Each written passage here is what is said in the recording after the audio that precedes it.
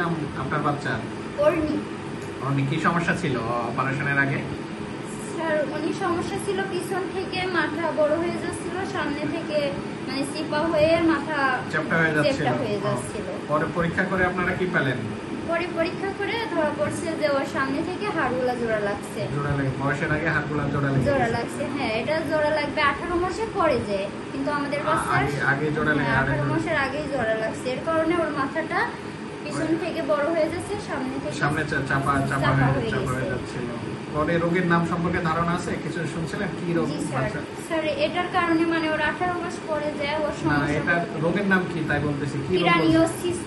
ক্রেনিওসাইনোস্টোসিস বলে এটাকে। আর এই বয়সের আগে হাড়টি জোড়া লেগে যায়, এর কারণে ব্রেনটা বাড়তে পারে না। এখন অপারেশন হয়েছে, অপারেশনের পর কি অবস্থা আল্লাহর রহমতে? স্যার এখন তো আল্লাহর রহমতে ওর সুস্থ আছে, এখন ভালো আগের চাইতে ইমপ্রুভ করছে। জি স্যার। কি অবস্থা তোমার?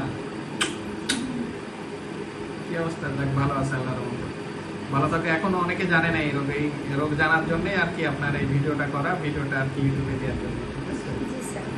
ঠিক আছে, ঠিক আছে।